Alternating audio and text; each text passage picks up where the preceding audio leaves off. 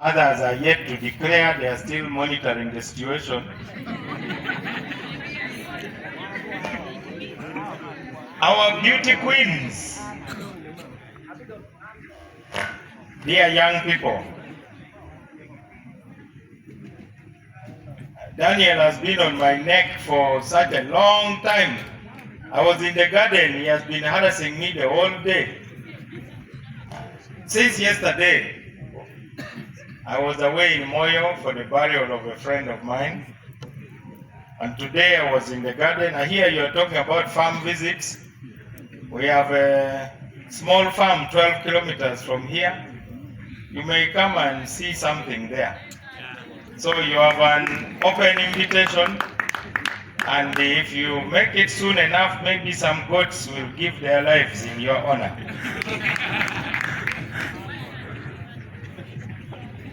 Our guest of honor,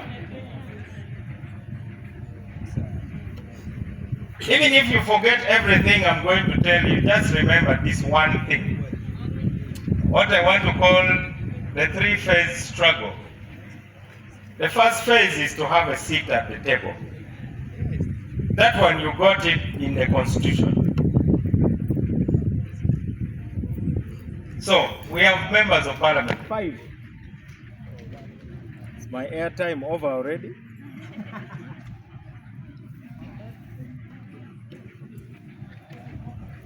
Okay.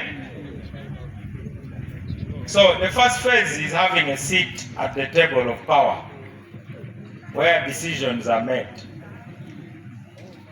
All the fuss you're making, talking a lot, bribing, deceiving, whatever, is so that somebody can sit on that chair, which is guaranteed by the Constitution. So you have won the first phase.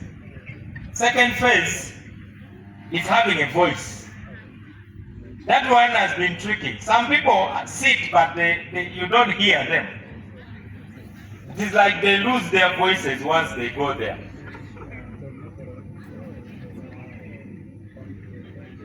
So, and I think that's why eventually there's the danger of turning the leaders into ATMs. So now, when a young MP has to come and talk to you, I noticed that what is clapped for the most is financial contribution. That is okay, I don't mind. I'm now 58 years old. I went to Parliament when I was 28, so I have been young before. And I can teach you about how to stay relevant up to the age of 58. I can also teach you how to become irrelevant after 5 years in Parliament. You have invited me. In law they call it voluntary non-fit injuria. That means voluntary assumption of risk. When you invite Norbert Mao, you are going to have some hard talk. Yes. So, you have a seat at the table. Then the second phase is to have a voice. So why do your leaders lose their voices when they get there? Is it because your relationship between you and them is transactional? They gave you, you gave them, thank you very much. What sort of relationship should you have with your leaders? Imagine if these combatants, whose day will be celebrated tomorrow, had gone to the Luwero bushes and started paying those peasants, come and support us. Here is some money. You know, we go and overthrow Bote's government. I don't know what sort of relationship they would be having. I expect that in this gathering, you'll answer that difficult question. Why the disconnect? Is it a pay-as-you-go relationship? Or are you united by a common cause? Okay, that's phase 2, losing of voices. But it's not too late. Those who have lost their voices, you can help them find their voice, because that voice is supposed to be yours anyway. Phase 3, having that voice heard. Now that is the toughest thing. You can have a seat at the table. You can even have a voice, but that voice can be ignored. Yes. Because Parliament has 500 plus. You are 5. I want you to do a research and go to the Hansard and see, and in fact, just now that the Hansard is electronic, just type the word youth. I bet there will not be 1,000 words in the entire Hansard for 5 years mentioning youth. It's simple. So, how do you get your voice heard? You get your voice heard, number one, by being well-grounded. Well-grounded means people must take you seriously. So it has nothing to do with age. I told you I was here. I defeated the minister to go to Parliament. The youth seat was there. I didn't go for it. I thought that would be a kind of admission that I am not capable enough. After all, I'd been guild president. I thought I could tussle it out with anybody. So, apart from the 3 phases, let me now talk about 2 things.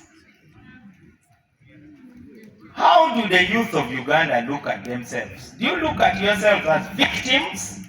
Do you consider yourself victims of the old people, the Bazei, who are corrupt, who are mismanaging the country, who are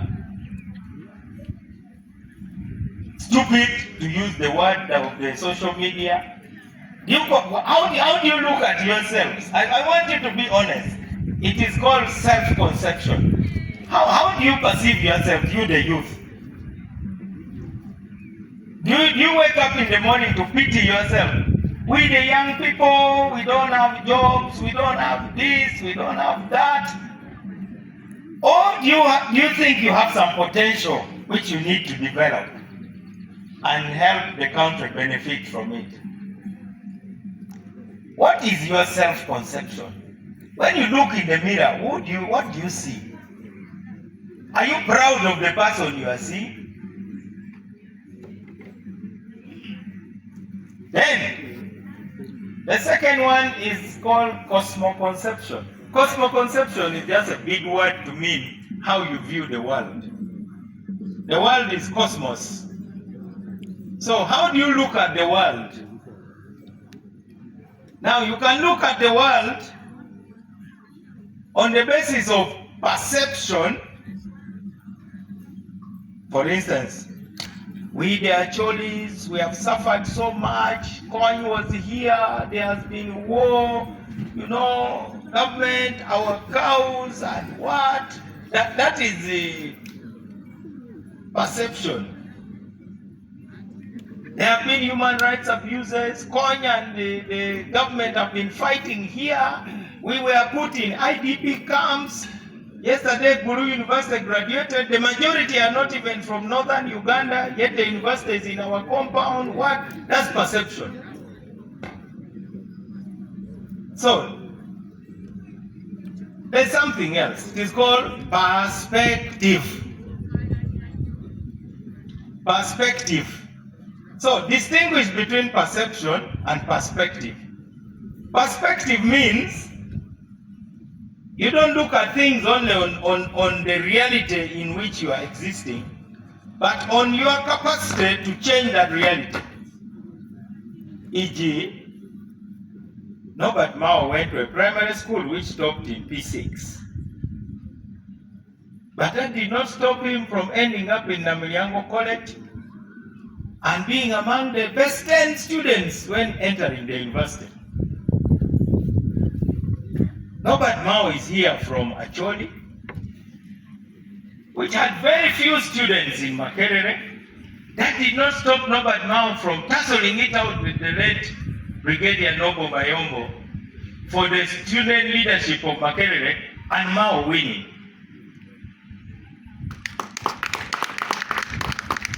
At a time when there was a lot of stigma, when we wanted to form the Acholi Makerere Students Association, somebody raised the point of order. He said, no, that word Acholi should be removed. We should call it Kitgum Gulu Makerere Students Association. But Kitgum is in Acholi. You know, Gulu is also in Acholi. But you want to distance. Some of our sisters even started bleaching their skins because we are known for being dark. So to distance yourself from the darkness, you change your color. You even change your name. People were not speaking actually because they lacked perspective. So it is not where you are coming from, it is where you are going which matters. I may be coming from a grass thatched hut, but if I'm heading to a palace, even my walk will be different. The way I talk will be different. But if you keep the grass thatched hut in your head, then your conduct will also be seen. Because you are carrying the grass thatched hut in your head wherever you go. So you need a sense of perspective. So, my past, growing up in the village, being a bicycle repairer, mending saucepans, being a cobbler mending shoes, did not stop me from becoming a lawyer, from even going to that famous university of the Bill Clintons and the George Bushes, Yale University. Did not stop me. So, I hope you can liberate yourselves. I want to see the National Youth Council and this group here forming book clubs to study. I hear you're talking about Musevonomics. Musevonomics is now the distilled product. If you want to understand it, go where the raw materials are. President Museveni is now having followers, but he is also a follower of somebody. Can somebody name who he is following? Yes. Who? Norbert Mao. Now, General. This is where we may have to exercise the power of arrest. President Museveni cannot be following me. I will ask the question again. Because the person, he is a disciple of somebody. I think, let me put it that way. Please come to the microphone. Yes. Come. No, let him keep his cap on. It is okay. Whose disciple is President Museveni? President Museveni is a disciple of many scholars. For one, Name only one.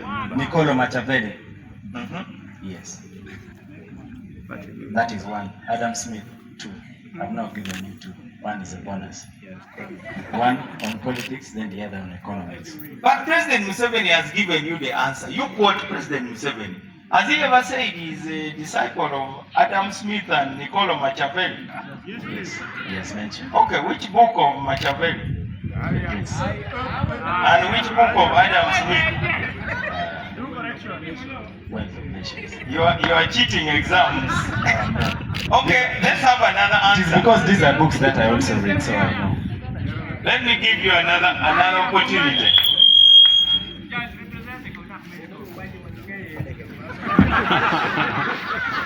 He is a follower of Jesus Christ. Okay, that is a universal answer. Let's keep going. But the president has said it himself. He has given the answer. Even the answer which I'm expecting is not from me. It is from the person I'm talking about. Thank you very much, Honorable Minister.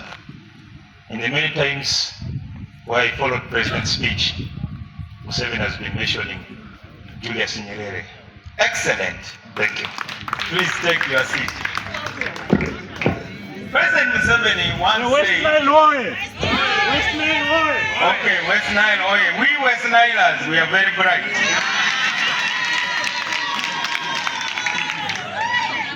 President Museveni has severally referred to Mwalimu Julius Nyerere as his mentor. He has even said Mwalimu Julius Nyerere is the greatest African. You see, in looking for answers, don't look for answers where they can be found. Some of you are like that man who lost his ring on the street, and then he was found looking for it under a street light.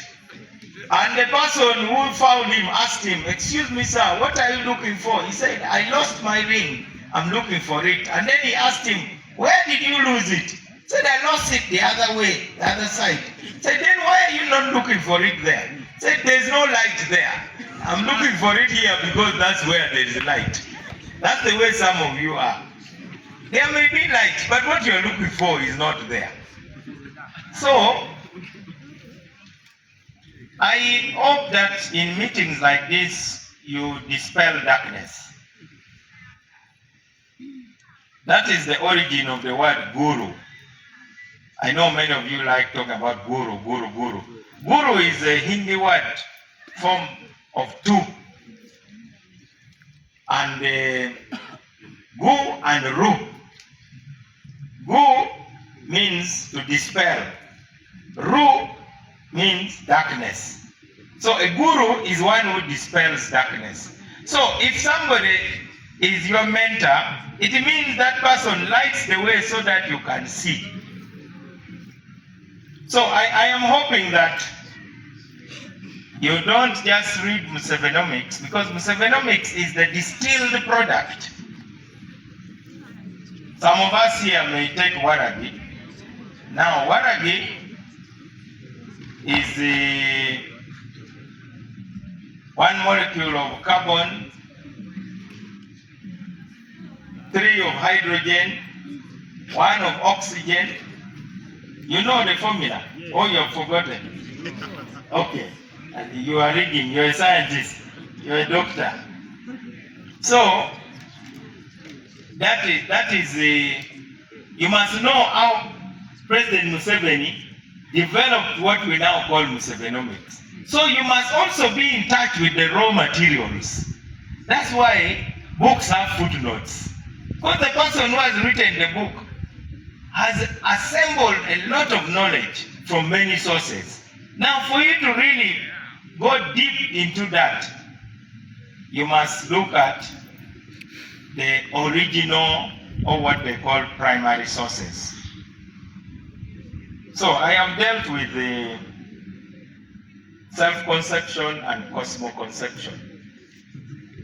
So I hope the leaders will take you through workshops and you answer the difficult questions.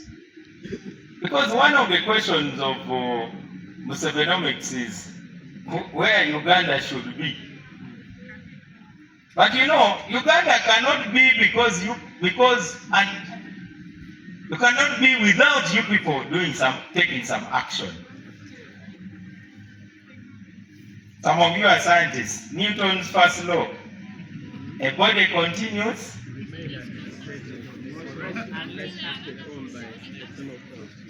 Okay. There's really a lot of inertia in Uganda. And we are counting on you, the young people, to act on this inert generation of ours. You must act. You must push us, you know. Then you create what? Which is defined as velocity. Now, what is velocity?